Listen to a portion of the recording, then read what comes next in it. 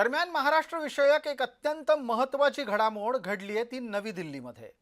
केंद्रीय गृहमंत्री या जबाबदारीत असलेल्या पण त्याहीपेक्षा भाजपाचे वरिष्ठ नेता असलेल्या अमित शाह यांना पवारांचे दोन्ही गट भेटायला पोहोचले। एका गटामध्ये सुप्रिया सुळे आणि शरद पवार समर्थक खासदारांचा समावेश होता, तर दुसऱ्या भेटीमध्ये प्रफुल्ल पटेल आणि सुनील तटकरे हे अमित शाह यांना भेटायला गेले होते।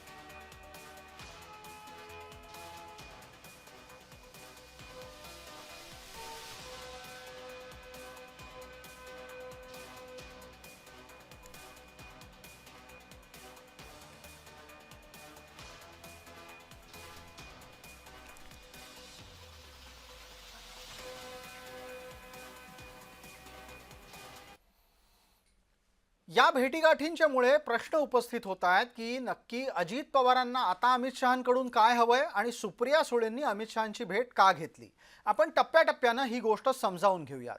अमित शहा यांच्या भेटीला प्रफुल्ल पटेल आणि सुनील तटकरे पोहोचले, त्यावेळेला शरद पवारांच्या सोबत जायची राष्ट्रवादीनं परवानगी मागितली आहे। स्थानिक निवडणुकांमध्ये आपण शरद पवारांच्या सोबत जाऊ शकतो, त्या बाबतीत आपली भूमिका काय असं अमित शहांना विचारलं असता स्थानिक निवडणुकीत युतीबाबत आपला कुठलाही हस्तक्षेप नसेल, त्यामुळे भाजपा राष्ट्रवादी आणि पवार गटाच्या युतीला हिरवा कंदील देत आहे असे संकेत अजित पवारांना मिळालेले दिसत आहेत। याच दरम्यान सुप्रिया सुळे आपल्या खासदारांना घेऊन अमित शहांना भेटायला गेल्या।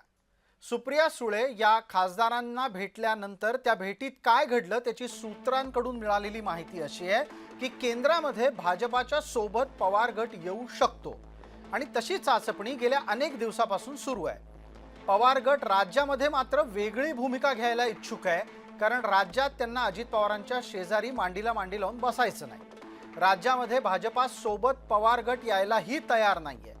भाजपा आणि अजित पवार यांच्यापासून एकाच वेळेला दूर अंतर राखत शरद पवारांना राज्यात राजकारण करायचं आहे, मात्र असं इतकं परस्पर विरोधी कसं वागू शकता असा प्रश्न त्यांना भाजपाच्या केंद्रीय नेतृत्वाकडून विचारण्यात आलाय, हेही आम्हाला जबाबदार सूत्रांनी सांगितलंय।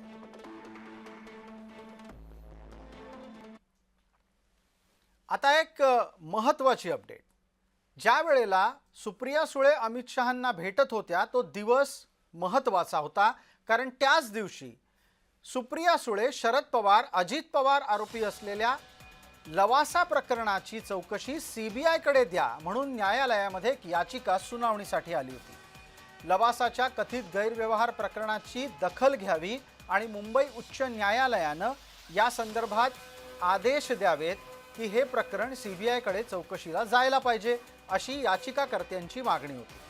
पण या संपूर्ण कथित गैरव्यवहार प्रकरणामध्ये शरद पवार, अजित पवार, सुप्रिया सुळे यांची सीबीआय चौकशी करण्याबाबतचा निर्णय मुंबई उच्च न्यायालयानं तूर्त राखून ठेवलेला आहे। ही याचिका भविष्यात फेटाळली सुद्धा जाऊ शकते असे संकेत दिलेले आहेत। अधिवक्ता नानासाहेब वसंतराव जाधव म्हणजेच ॲडव्होकेट नानासाहेब जाधव यांनी ही जनहित याचिका दाखल केली होती आणि अनेक गैरप्रकार करून लवासा उभारण्यात आलं आणि त्यात पवारांचा सक्रिय सहभाग आहे अशा प्रकारचे आरोप यात करण्यात आले होते। एका बाजूला सुप्रिया सुळे अमित शहांना आपल्या खासदारांच्या सह जाऊन भेटल्या, त्याची स्वाभाविक प्रतिक्रिया ही राज्यात आलीच आणि त्यामुळे राज्यात अस्वस्थता निर्माण झालेली आहे, हे काही वेगळं सांगायला नको। अजित पवार सध्या शिंदे फडणवीस युतीच्या सोबत आहेत, तर दुसरीकडे सुप्रिया सुळे अमित शहांना भेटतायत। हे सगळं घडत असताना काय प्रकारच्या प्रतिक्रिया येऊ शकतात आणि भारतीय जनता पार्टी तसंच महायुतीत याची काय चर्चा असू शकते ते आता आपण समजून घेऊयात।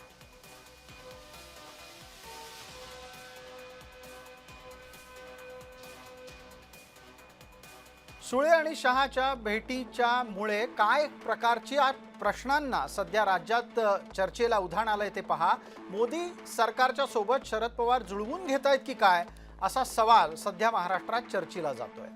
याच्या जोडीला असाही प्रश्न आहे की जर शरद पवार हे मोदी सरकारच्या पाठीशी उभे राहिले तर राज्यामध्ये सत्तेचं समीकरण काय असू शकतं? याच्या जोडीला एक आणखीन प्रश्न आहे की मोदींचं समर्थन करून पवारांना नक्की कुणाला आणि कुठला इशारा द्यायचा आहे? या सगळ्याच्या बरोबर पुढचाही एक महत्त्वाचा प्रश्न आहे की शरद पवारांना जवळ करून केंद्रीय भाजप नेतृत्वाला महाराष्ट्रात काय संदेश द्यायचा असू शकतो?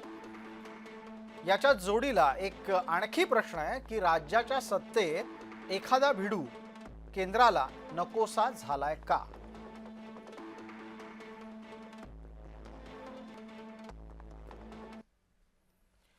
या दरम्यान एक घडामोड किंवा एक भूमिका थेटपणे अजित पवारांनी घेतलेली आहे. अजित पवार हे नवाब मलिक यांची पाठराखण करणं काही थांबवणार नाहीत.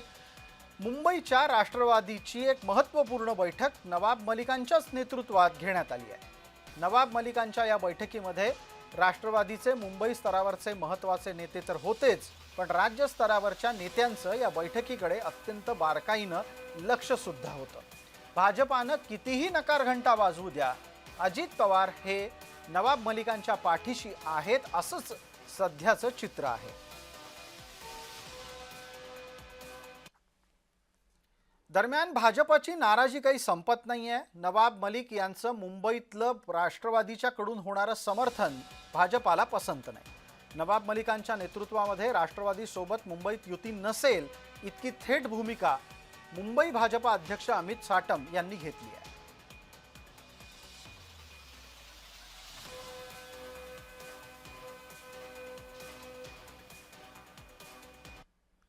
राष्ट्रवादी काँग्रेसचे नेते जर नवाब मलिक असतील तर या युतीमध्ये या राष्ट्रवादी काँग्रेस अजित पवार गट सामील होणार नाही.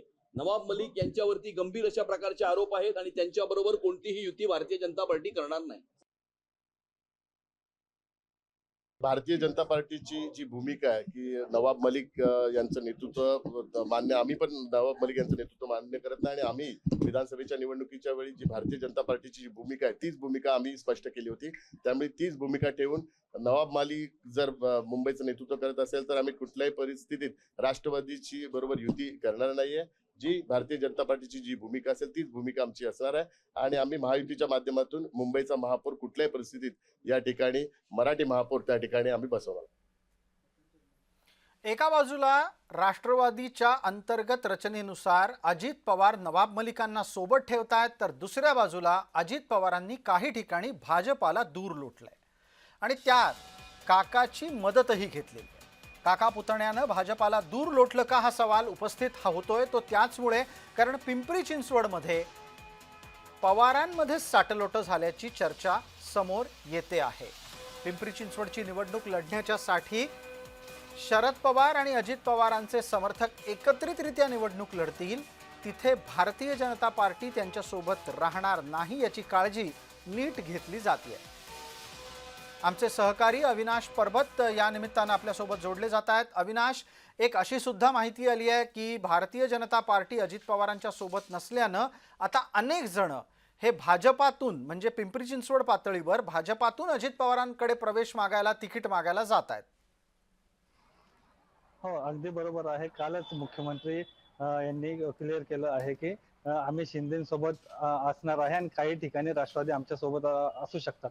परंतु पिंपरी चिंचवडचं जर म्हटलं तर 2017 पूर्वी राष्ट्रवादी अर्थात अजित पवार जे आहे त्यांचा 15 वर्ष तब्बल पिंपरी चिंचवड शहरावर जे आहे ते एक हाती सत्ता होते आणि त्यानंतर 17 नंतर जे आहे ते 5 वर्ष भाजपने आपली सत्ता इथं एक हाती आणली होती. परंतु असं असताना शहराचा जर विचार केला तर राष्ट्रवादी अर्थात अजित पवारांचं आणि भाजपचं वर्चस्व जे आहे ते पिंपरी चिंचवड शहरामध्ये मोठ्या प्रमाणामध्ये आहे. जर आपण अगदी मला अविनाश याच निमित्ताने एक पटकन असा प्रश्न विचारायचा आहे की तिथे तुल्यबळ लढत असेल का आणि तशी लढत खरोखरच तुल्यबळ पद्धतीनं लढली गेली तर मग शरद पवारांचं वजन जर अजित पवारांच्या पारड्यात गेलं तर त्याचा काही फायदा होईल अजित पवारांना?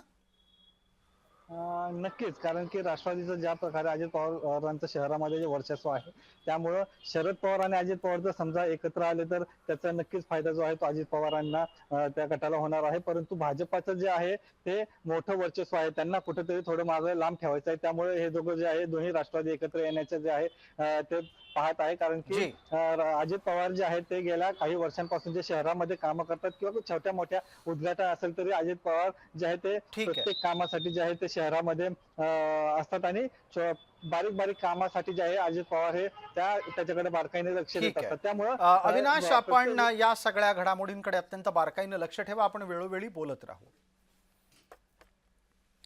पुढची बातमी अमरावतीतून येते. एका बाजूला अजित पवार भाजपाला दूर लोटत असतील तर दुसऱ्या बाजूला भाजपाचे समर्थकही त्यांना सोबत घ्यायला तयार नाहीत असंच दिसतंय.